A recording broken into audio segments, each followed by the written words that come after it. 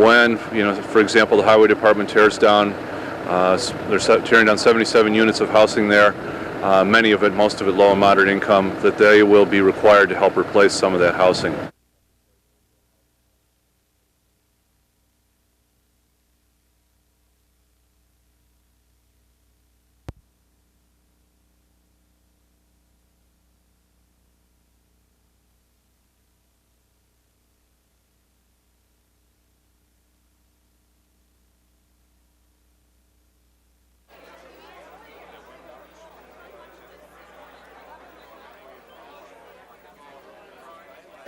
Real estate costs in Duluth have increased over the last couple of years, and we're concerned that it is pricing out a certain segment of the market. It's going to take a combination of both development and a union of the governmental services to be able to put together packages where low-income people can afford suitable housing.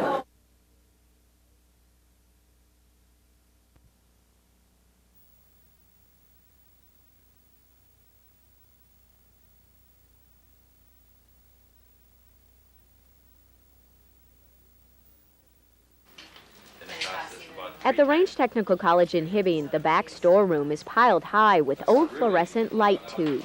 Over the summer we do a lot of relamping, and then we'll have hundreds and hundreds of them, and we can't afford to have them sitting around, so we'd like to get rid of them. Rick Rock is not alone. Businesses all over northern Minnesota, especially the mining industry, have stockpiled thousands of tubes. Under a Minnesota law passed last year, it's illegal to dump fluorescent tubes in landfills.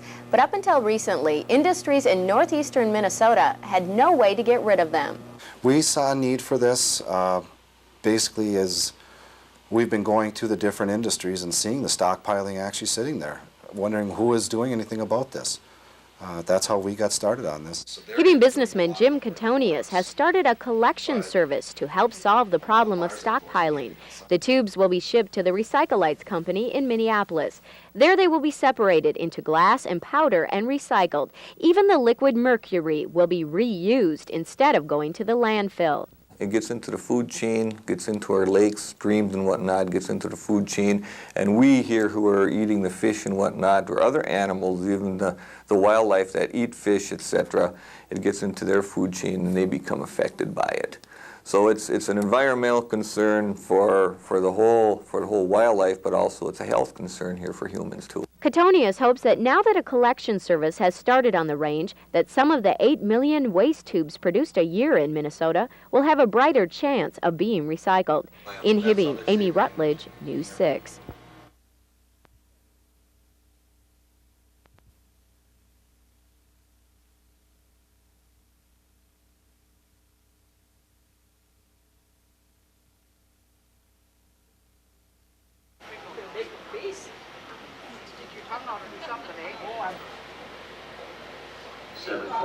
Bingo on 075 on table 4 and table 5 and 2 on... And they shouldn't take it away from people.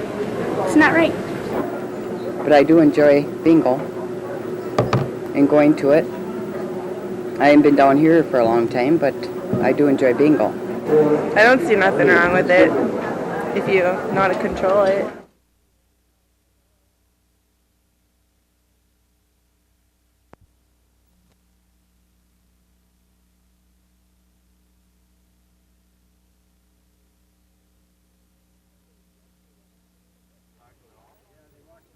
Sunday's rescue went off without a hitch. 23 people were systematically removed from a huge drifting iceberg. The fact that it went so smoothly, however, is what's bothering many of those who led the rescue efforts.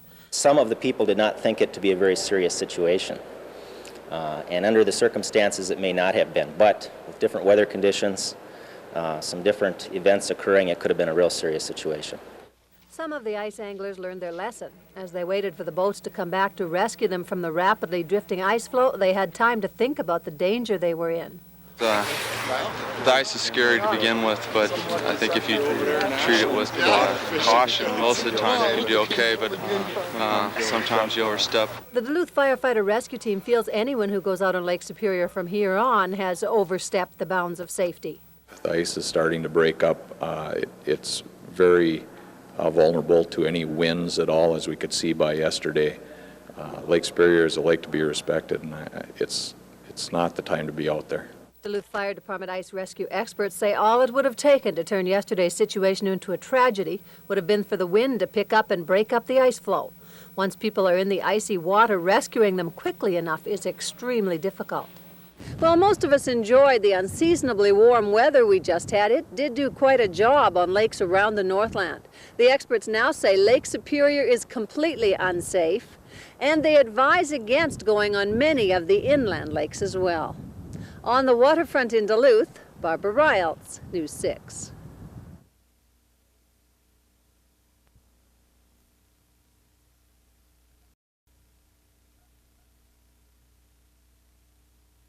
Involved with these individuals, depending as to the severity of the case, severity of the problem.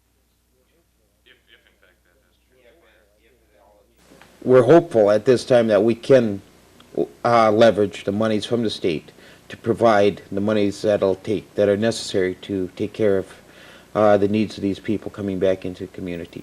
Our estimated cost rate at this time for mainstreaming those individuals back into St. Louis County is approximately $6 million. I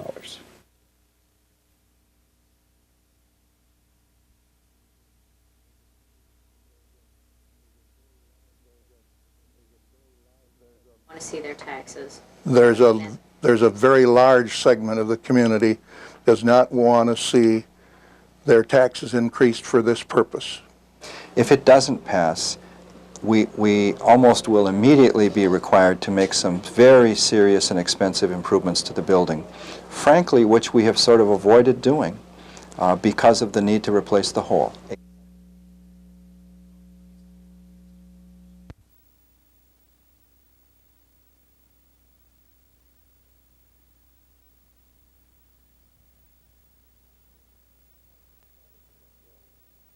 That probably started me off. When I was in the 7th, 8th grade in school, the teacher found out that I could do a little watercolor work, so they set me up on the table in front of the class, and I was painting all the time the other students had to study, and I was doing God Bless Our Home with Roses on it. That was one event. And another event later when there was a artist came to the high school and gave a speech on life of the artist and how he had to earn a living and had to do other things, sometimes sign painting or something on the side. And I sat there with my mouth wide open. So when I finished high school, I headed for Chicago for the Art Institute, and I've been on my own ever since. Spoken like a true artist, inspired by another, 90-year-old Raphael Doctor has compiled a lifetime of art.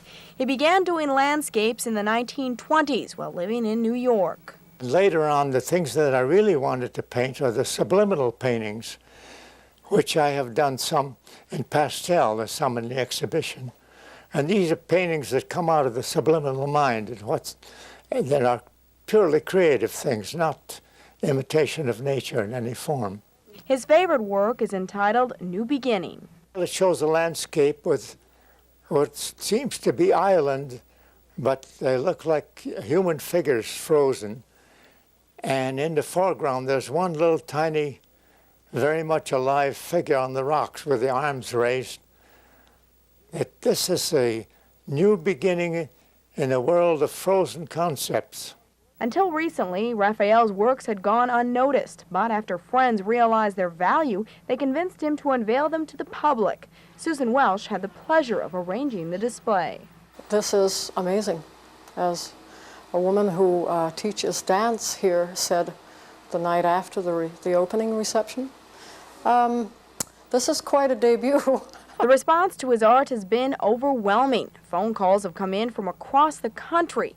So how is Raphael dealing with this newfound popularity? I hope that I retain my simple approach to life. I don't think it's going to make any changes for me. Must have been exciting, though. Well, of course. And of course, there's been all this going on, very busy. And I'm trying to cope with it after all. As they say, I'm no spring chicken. Janine Johnson, News 6.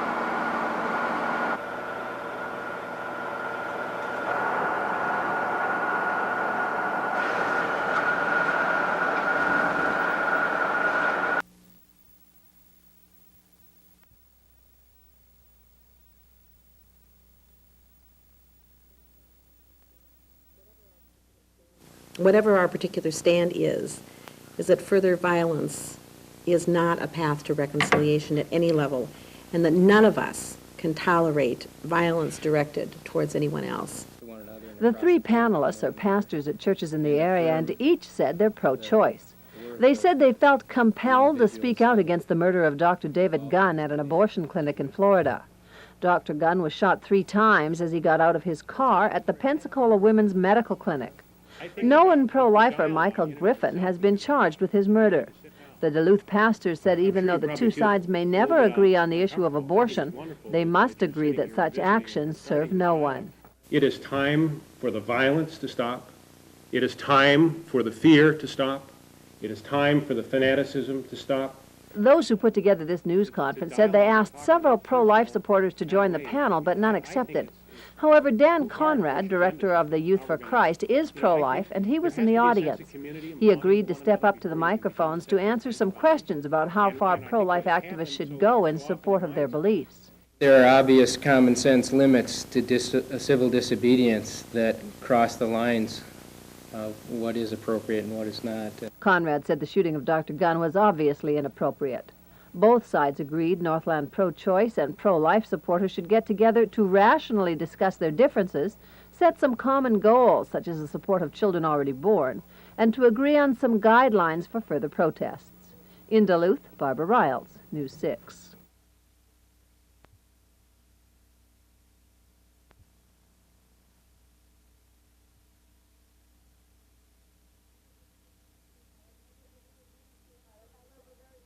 All right, I got a little bit of everything, so why don't you guys just go ahead and skate it. There's a song you want to hear. I got to keep you out of the...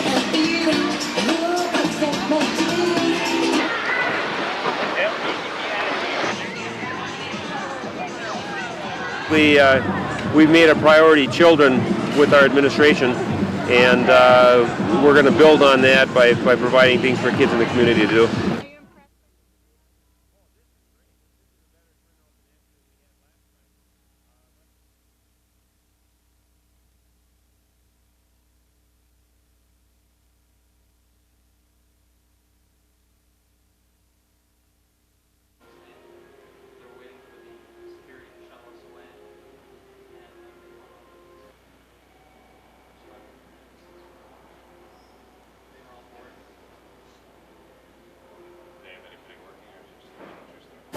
The new operator refused to discuss anything as far as the contract goes.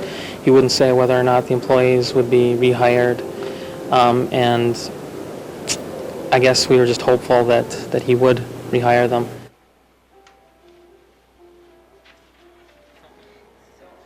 I'm pretty ugly. You want to keep me out? At a conference this morning that they actually came in the building. They saw that we were picking up things. Yeah. Yeah, I had talked to some of them earlier. So they moved over to NRI.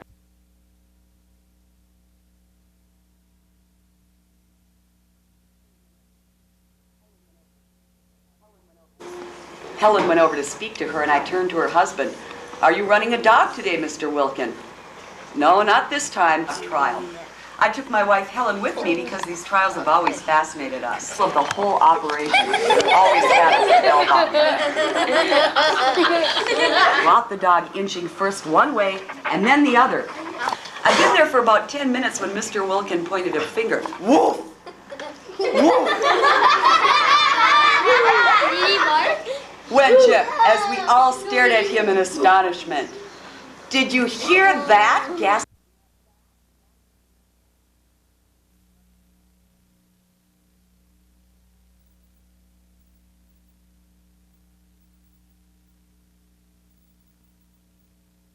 Framework is that students are feeling more, I mean, there's other concerns, but I know that you get bogged down. Well, for about the past 4 months, we've been developing an agenda which will establish what the students of the University of Minnesota really need this upcoming legislative session. And what we need is lower tuition, because low tuition is the best form of financial aid. The legislature doesn't allocate specifically to each school, and they don't set tuition rates. That meaningful for us, or useful. And then restoring the 12 credit financial aid status. The credits to units, and then at 12 credits taking 12 credits for 4 years, you end up getting a state grant for every quarter